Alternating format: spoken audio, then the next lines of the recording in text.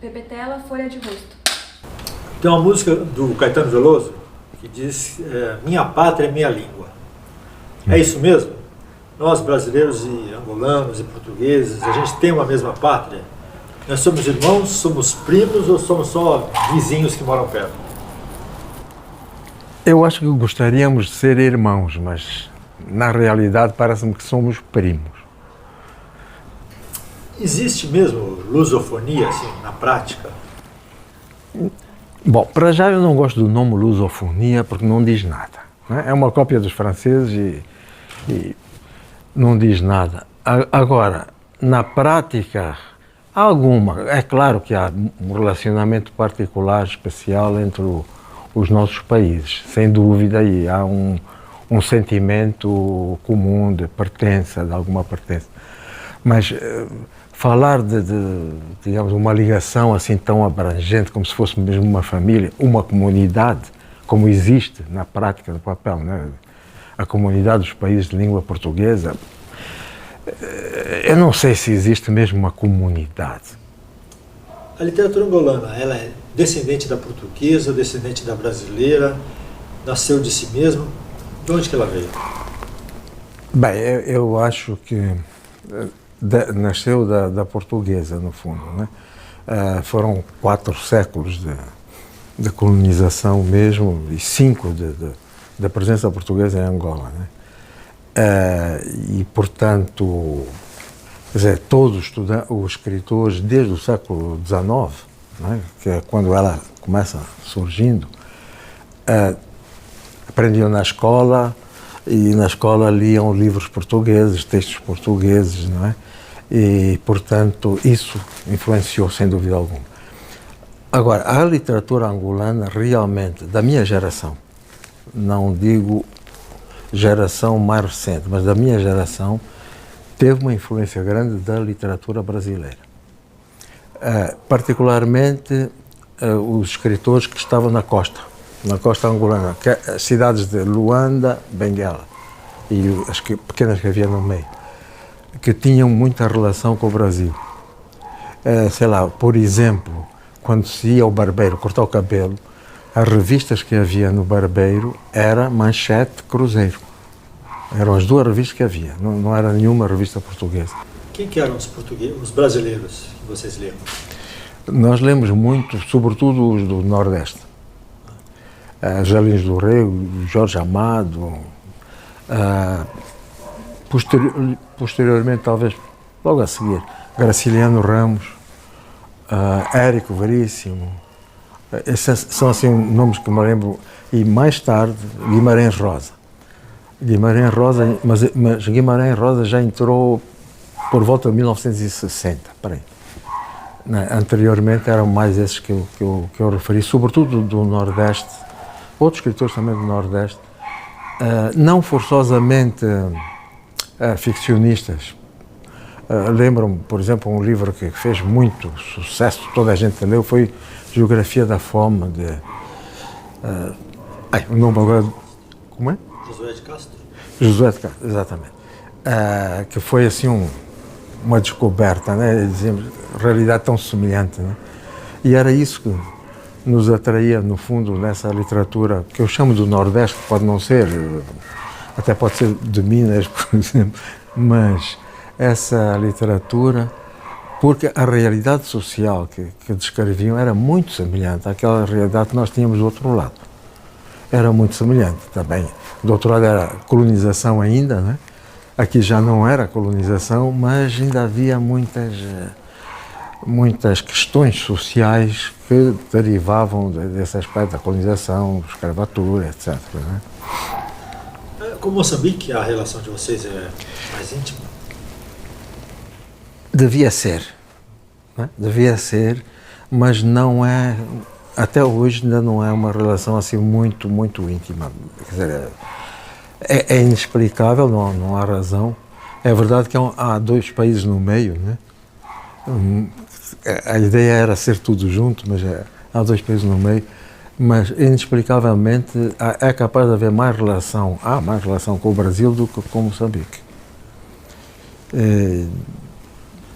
Entre escritores, sim, literatura, sim, conhecemos de um lado e do outro, mais novos, etc., novas gerações, mas no resto não há muita relação. Algumas línguas têm uma característica que parece que é da própria língua. Por exemplo, o inglês tem um poder de síntese tão grande que favorece, acho que, o humor. Né? O espanhol tem uma impostação, dizem que é a língua para rezar. Né? O português tem alguma coisa assim que é... Não, talvez seja um pouco mais monótona, não? Que eu levo mais para o nível do pensamento, do sentimento, talvez. No Brasil nós somos muito colonizados por escritores de língua inglesa. Em Angola acontece isso também? Neste momento começa, digamos, vai acontecendo. É quase inevitável, no fundo, não é? Mas até aqui há certo tempo não, de maneira nenhuma, né? Eram livros, portugueses, brasileiros, muitos, mas também, sei lá, franceses ou russos traduzidos e tal. Era mais variado, né? Mas ultimamente sim, começa a vendo cada vez mais livro americano ou inglês, ou até australiano, que vai entrando. Isso parece ser universal, né? E quais os pontos de contato da literatura entre Angola e Brasil? Pontos de contacto, coisas em comum que a gente tem. Uma coisa em comum é mesmo até a maneira de usar a língua. Digamos, essa falta de respeito, entre aspas, né, que temos usando a língua portuguesa. E torturando-a, agredindo-a quase, né? E ela aceita perfeitamente. Né? E isso é característico do brasileiro, do angolano. Outro aspecto também é um uso muito grande do rir de si próprio, que é comum aos dois povos. Rir facilmente das nossas próprias más coisas, né? Portanto, a utilização da ironia, da piada, etc. Né? Eu acho que isso é muito comum. E, fundamentalmente, claro, perpassa nas duas literaturas sempre a preocupação com o social, né? A realidade social. Isso aí é comum. Nós podemos tentar fazer qualquer coisa assim, quase que de extraterrestre, mas no fundo, se vai ver, é a sociedade em que vivemos naquele momento que está ali presente no livro. Né? Isso eu creio que é comum também ao Brasil, né? E Angola. Aqui no Brasil, a gente conhece pouco dos angolanos, né? O senhor, Agualusa, Albijaque, o Andino, mais antigo, né? Uhum. O que a gente está perdendo? Não, da nossa geração há outros escritores, só que não conseguiram romper, digamos, não foram publicados fora. Né? Mesmo em Portugal, poucos outros foram publicados. Né? Eu não sei explicar, não sei explicar, né? Porque são escritores com qualidade e que podiam ser conhecidos. Há novas gerações, né?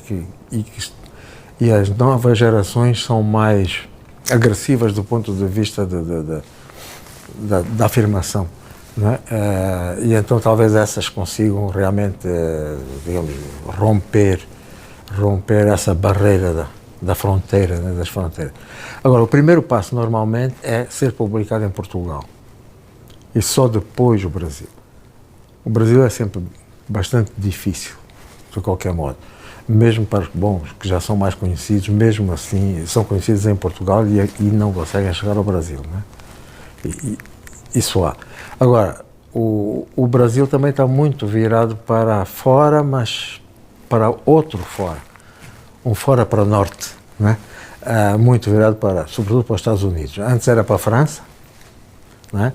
Paris era a cidade de luz, não só para os franceses, mas era a cidade de luz para os brasileiros, né, que substituiu Lisboa da colonização, Depois passou a ser Nova York ou Miami. Ou Orlando. Eu ia dizer Orlando por causa da Disneyland, onde se vê muitos brasileiros, né? O senhor como é que quebrou? Como é que o senhor atravessou o Atlântico? Os seus livros? Eu tive sorte, né? Foi sorte. Isso é uma questão de sorte. Mas, digo, houve alguns que atravessaram por causa de uma editora de São Paulo que era até destinada a livro escolar, que era Ática, e que criou uma coleção de autores africanos. E desses autores africanos, quase todos eram de Angola, os primeiros que foram publicados aqui, graças a um professor, Fernando Mourão, que era professor na USP, e que conviveu com estudantes angolanos, moçambicanos, quer dizer, africanos, das colónias em Lisboa, numa associação que era a Casa dos Estudantes do Império.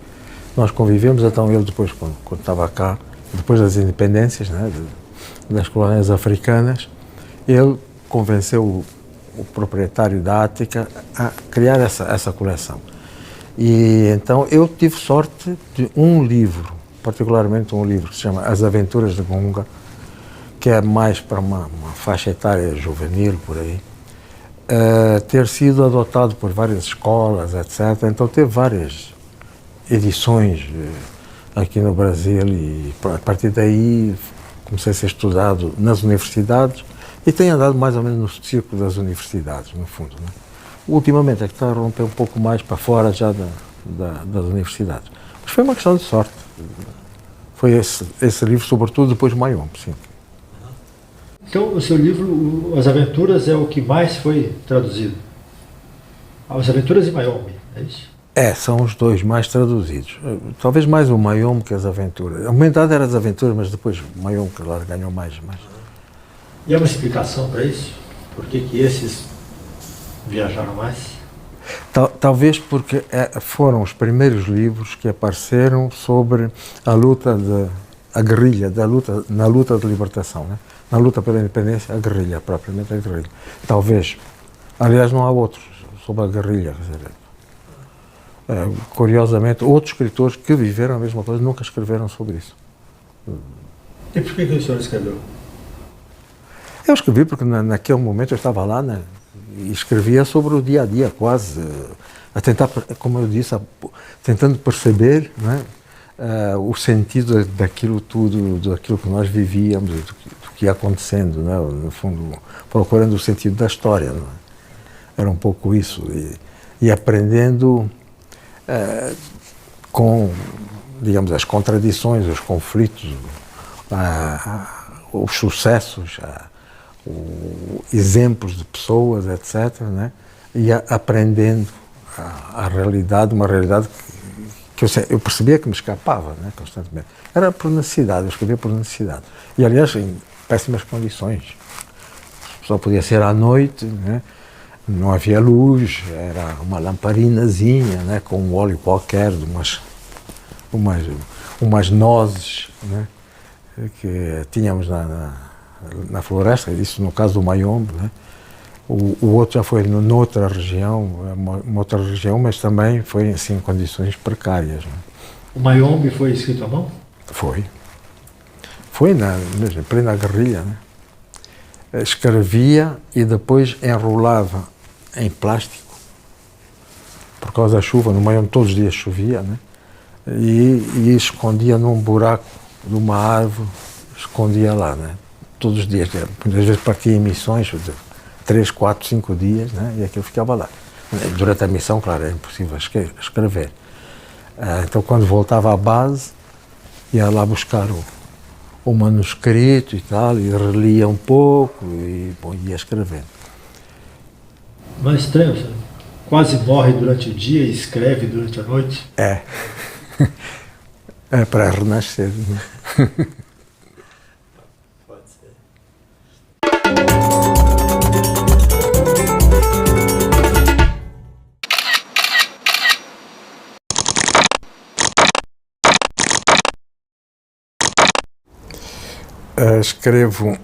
Agora escrevo em casa, no escritório. digamos, rodeado de livros. Organizado à minha maneira, quer dizer, bastante bagunçada, com muitas coisas, mas eu sei encontrar as coisas, né? E odeio quando alguém vem e tenta arrumar, né? Tem uma janela com uma vista muito reduzida, mas isso nem reparo. Escrevo no computador, normalmente da parte da tarde. Agora, ultimamente na parte da tarde, porque a parte da manhã fico muito ocupado sempre com o computador, com e-mails, com jornais, com ler sites, etc., notícias, de maneira que normalmente a parte da tarde, durante umas 3 horas no máximo. Se é um livro que não tem referência histórica, não há plano nenhum, absolutamente nenhum. Aliás, eu até escrevi um livro que cada capítulo salta no tempo, como se fosse um salto quântico, vai para trás, para a frente, etc. E foi escrito assim. Quer dizer, uma espécie de puzzle, só para dificultar a minha vida, não foi de propósito para dificultar a minha vida, né? E descobrir algumas inverosimilhanças, né? O que era possível, né? Deve depender das fases da vida, né? No princípio eu escrevia porque gostava de escrever. Era um desafio para mim escrever qualquer coisa, né? Qualquer coisa que tivesse sentido. Hoje já não posso dizer que seja isso, né? Mas eu escrevo para conhecer as pessoas, conhecer o homem, como é que o homem é, esse ser tão complicado que é o homem. Realmente ninguém consegue captar em todas as suas capacidades, em todo o seu mal, né? Tudo aquilo que é capaz de fazer. E, portanto, para conhecer a vida, conhecer a sociedade em que estou, fundamentalmente, e claro que houve muitas épocas eu escrevia tinha uma espécie de missão, no fundo, de ajudar a que o país se encontrasse através da literatura, que consolidar, portanto, essa ideia de uma nação unida, né? Fundamentalmente. Havia esse projeto, sem dúvida que era um projeto de todos, né? E eu, como escritor, também assumia isso.